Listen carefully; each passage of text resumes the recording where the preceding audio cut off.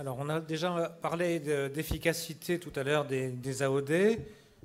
Je vais revenir dessus parce que comme il y a 700 000 patients, je n'ai pas pu tout montrer. Puis on va parler d'une partie assez différente, mais qui nous intéresse beaucoup en gériatrie. C'est la qualité de vie des gens qui prennent des AOD par rapport aux AVK, avec une étude qu'on est en train de publier. Alors vous l'avez vu ce matin, hein, je ne reviens pas dessus. Les AOD sont plus efficaces, 19% d'efficacité en plus, et sont mieux tolérés que les AVK, 50% d'hémorragie intracérébrale en moins et 10% de mortalité en moins. Je vous avais montré tout à l'heure des données avec l'apixaban, où plus on était âgé, mieux ça marchait, mais c'est la même chose avec d'autres. Là, je vous montre les données avec le rivaroxaban dans l'étude Rocket, où il y a une sous-étude où on évalue ce qu'on appelle le bénéfice clinique net. Donc c'est à la fois moins d'AVC et à la fois on prend en compte les hémorragies. Et vous voyez qu'on regarde le nombre d'événements évités chez les plus âgés et chez les plus jeunes, et chez qui il y a le plus d'efficacité de ces médicaments. C'est comme tout à l'heure, c'est les plus de 75 ans. Vous évitez le plus d'événements, mortalité, AVC ischémique et les hémorragies mortelles. Vous évitez plus d'événements chez les plus vieux que chez les plus jeunes. Vous voyez, dans toutes les études, on a la même chose. Ces médicaments marchent plutôt mieux chez les vieux que chez les jeunes. C'est pour ça qu'on en parle en gériatrie. Et vous voyez, c'est les conclusions de l'article. Quand le bénéfice du rivaroxaban par rapport à la warfarine est plus prononcé chez les patients âgés que chez les patients jeunes. Donc ce sont des médicaments que les gériatres doivent s'approprier, puisque vous avez vu que chez les jeunes, finalement, ce n'est pas forcément là que c'est le plus utile. Il y a des données chez des patients très fragiles, et dans l'étude Rocket avec le rivaroxaban, on a des patients fragiles, et notamment il y a eu une publication sur les patients polymédiqués. Alors vous voyez qu'il y a des patients qui avaient entre 0 et 4 médicaments, là 5, 9 médicaments et 10 médicaments. Alors ceux qui prennent 10 médicaments, vous voyez que ça c'est le risque d'hémorragie majeure, ils ont plus de risque d'hémorragie majeure globalement, que ce soit sous AVK ou sous AOD.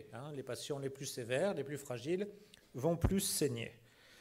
Par contre, ce qu'on regarde dans l'étude, c'est par rapport à soit warfarine, soit l'AOD, le rivaroxaban, est-ce qu'il y a une différence significative sur les résultats? Et vous voyez que le fait d'avoir soit 0 ou 4, soit 10 médicaments, il n'y a aucune interaction et on a toujours le même résultat, c'est-à-dire qu'il y a moins d'hémorragie sévère sous rivaroxaban, moins d'hémorragie mortelle et cérébrale sous rivaroxaban que sous warfarine, même quand j'ai 10 comprimés par jour de médicaments.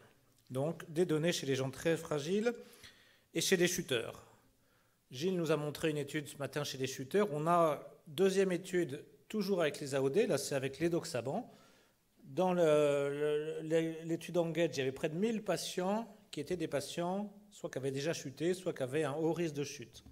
Et vous voyez que chez ces patients chuteurs, on va regarder les bleus là, édoxaban risque de chute, et les rouges, warfarine risque de chute. Vous voyez les hémorragies intracérébrales. Sous édoxaban, vous avez beaucoup moins d'hémorragie intracérébrale que sous warfarine chez les chuteurs. Donc chez vos patients chuteurs, vous aurez moins d'hémorragie intracérébrale sous AOD que sous warfarine. Vous regardez la même chose, les hémorragies qui menacent le pronostic vital, sous AOD, vous en avez moins que sous warfarine. Donc on a toujours les mêmes résultats chez les patients chuteurs, chez les patients polymédiqués, chez les patients les plus âgés. Vous voyez, toutes ces données qui s'accumulent en faveur ou en défaveur des AVK et en faveur des AOD.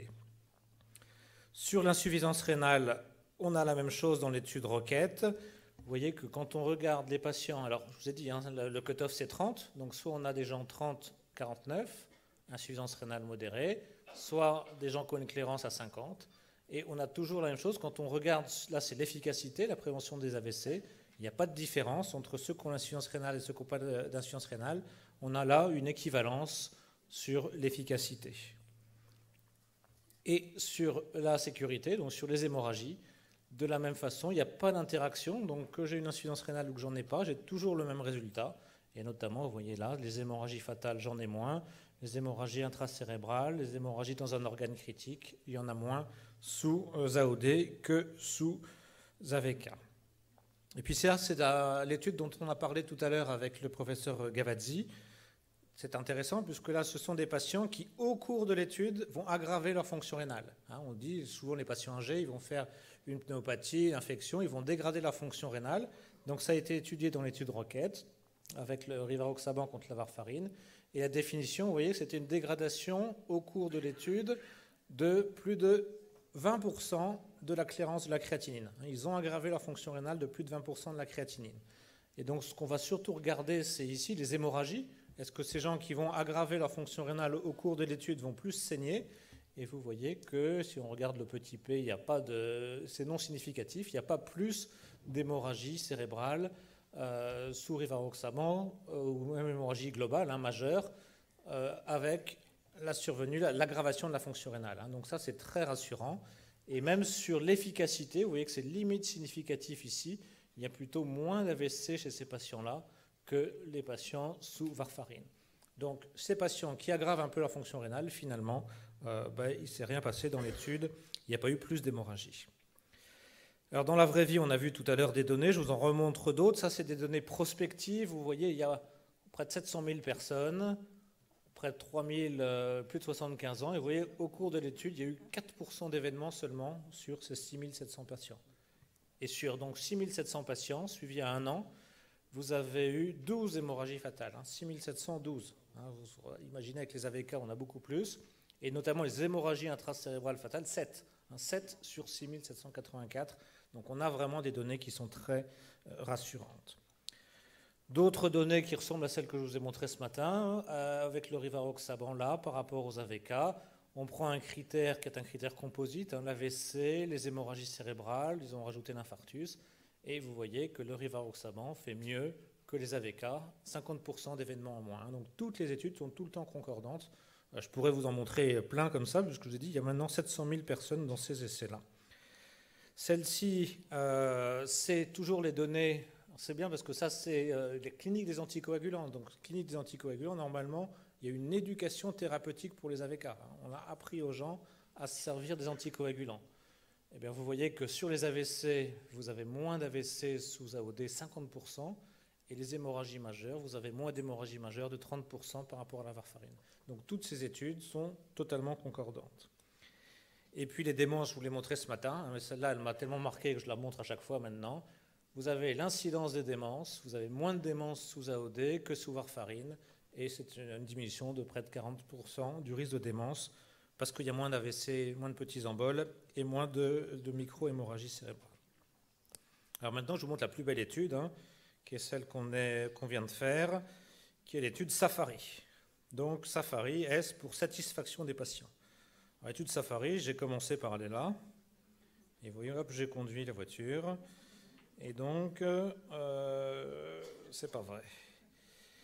Cette étude-là, donc l'objectif de cette étude, c'est une étude qu'on a fait en France, 400 patients. Donc, l'objectif principal, ça va être la satisfaction, la qualité de vie des patients sous AOD. Alors, ce qu'on a fait, c'est qu'on a pris des gens qui étaient sous AVK. Donc, on leur a demandé les questionnaires, et puis ensuite, ils ont été mis sous AOD, qui était le Xarelto, le rivaroxaban. Et on leur a posé des questionnaires de satisfaction à 1 mois, 3 mois et 6 mois. Donc l'objectif, c'était vraiment la satisfaction sur la qualité de vie. On n'est plus là sur des données de mortalité que je vous ai montrées là avant, mais sur de la satisfaction. Et puis on a regardé ce qu'on appelle la persistance au traitement. Ils ont commencé, est-ce qu'ils sont toujours sous traitement? L'observance au traitement, on en a parlé un peu ce matin. Et puis on a aussi demandé aux docteurs s'ils étaient contents. Satisfaction des docteurs. Donc, pour évaluer la satisfaction, on utilise un test qui est validé, qui s'appelle l'ACTS test, alors qu'ils appellent une sorte d'échelle de fardeau. Alors, vous voyez, il y a plein de questions. Est-ce que le fait d'avoir des saignements vous empêche de faire de l'activité physique? Est-ce que vos médicaments vous ont gêné dans vos activités de la vie quotidienne? Est-ce que le fait d'avoir des bleus va vous gêner? Est-ce que le fait d'avoir d'autres médicaments à éviter vous gêne? Dans quelle mesure vous êtes gêné dans ce que vous mangez ou ce que vous buvez, y compris l'alcool pour Nathalie. Dans quelle mesure les traitements vous ont dérangé, de voir qu'il y a une infirmière qui vienne, la bonne dose, pas d'alcool de nouveau. Vous voyez, il y a 15 questions comme ça qui sont validées pour savoir est-ce que les prises de sang vous gênent, de devoir aller à l'hôpital, d'avoir des hémorragies gingivales. Donc, vous avez toutes ces questions-là, sur du fardeau après, sur du souci ici, sur de la difficulté. Et puis à la fin, est-ce que vous avez confiance dans votre traitement? Est-ce que vous êtes rassuré dans votre traitement?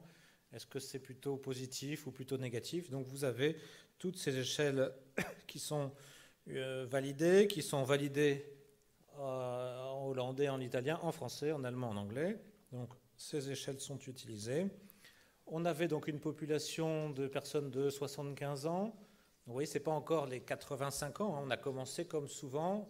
Les premières prescriptions de ces médicaments ont plutôt été chez des gens qui n'étaient pas encore trop pathologiques. Et puis je vous dis, maintenant, on commence à pouvoir aller, on peut aller maintenant, je crois qu'on peut le dire, chez des patients plus âgés, on a suffisamment de données.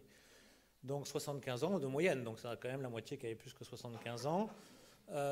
Et puis, donc, ils étaient traités, et ça c'est quand même intéressant, en France, Préviscan. Vous savez que c'est le Préviscan qui est utilisé. Très peu, 7% seulement avec de la warfarine, un peu de Cintron. La dose de rivaroxaban était du 20 et 25% avait du 15. Donc ça, je vous ai mis un truc, je ne sais pas si vous le savez, pourtant ça date du mois de mai 2014. C'est une alerte de l'Agence du médicament, de l'ANSM, sur le Préviscan. Le Préviscan qui, vous voyez, les atteintes rénales d'hypersensibilité, c'est immunoallergique, pose un problème majeur avec la fluindione, c'est le Préviscan, en raison du risque d'insuffisance rénale, donc sévère, supérieur ou égal au grade 4 dans 93% des cas, et de l'absence de récupération de la fonction rénale chez 73% des gens. Donc vous ne le saviez peut-être pas, mais quand vous donnez du Préviscan, il y a un risque d'insuffisance rénale immunoallergique des patients, et donc vous avez peut-être des patients qui sont sous position qui aggravent leur fonction rénale, vous ne saviez pas à cause de quoi c'est à cause de ça.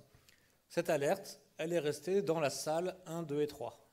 Personne n'a reçu de courrier, alors que pourtant, donc il faut aller sur le site de l'ANSM, c'est ce que j'ai fait, vous pouvez y aller, pour la voir arriver. Mais normalement, il faudrait, on n'a pas été au courant de cette alerte, c'est quand même marqué, pose un problème majeur.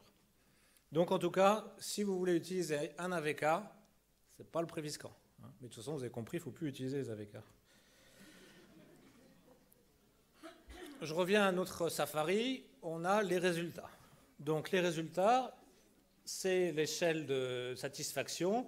On évalue ce qu'on appelle les items du fardeau et les items du bénéfice dans la vie quotidienne. On est là au départ, donc là c'est sous AVK. Et puis ensuite, les gens passent sous AOD. Vous voyez que dès le premier mois, il y a une satisfaction avec 3 petites étoiles, c'est significatif, et qui se maintient au cours du temps. Pour les 2 échelles, vous avez à chaque fois de façon significative. Donc effectivement, les patients, et vous verrez quand vous allez les utiliser, ils sont contents, ils n'ont plus les problèmes de prise de sang à faire, ils n'ont plus autant d'hémorragie quand ils se lavent les dents et tout, puisque ça saigne moins.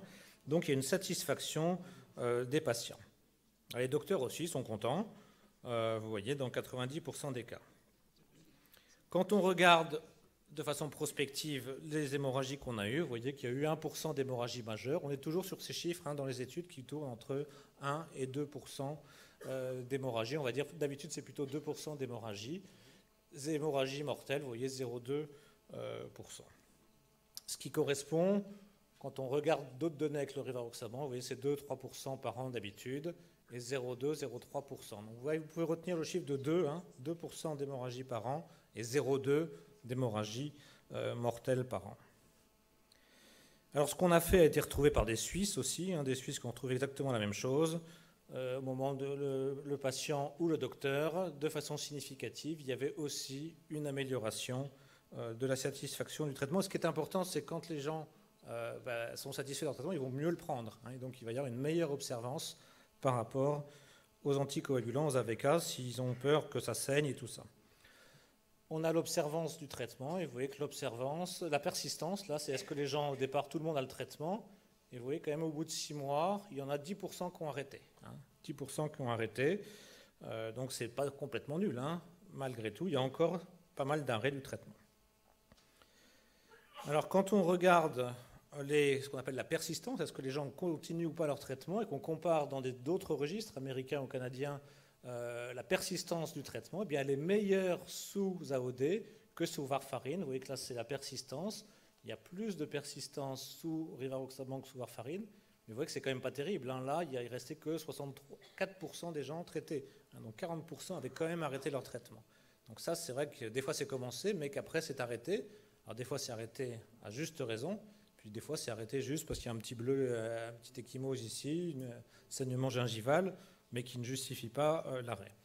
Le registre canadien trouve la même chose, mais les Canadiens, ils prennent un peu mieux leur traitement. Et à la fin, 80% gardaient le rivaroxaban et 70% la warfarine.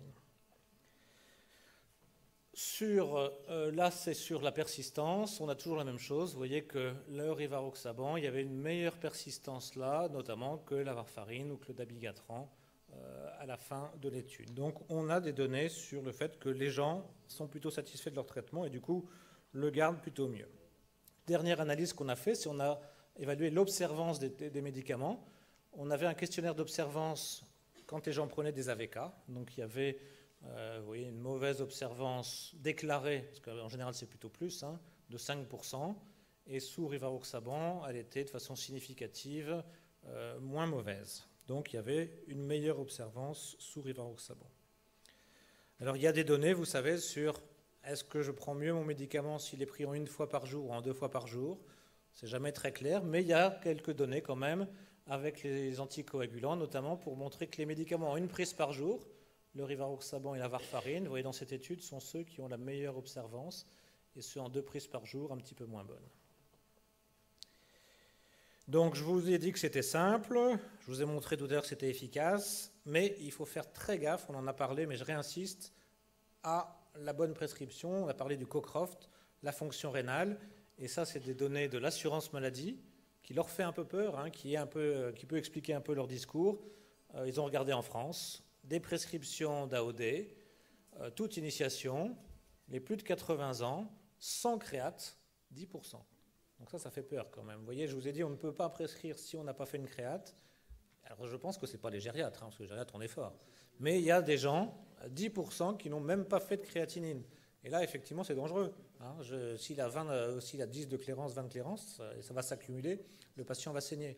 Donc il faut absolument faire du bon usage. On ne peut pas prescrire sans avoir fait une créate. Ces 10%-là, ce n'est pas admissible.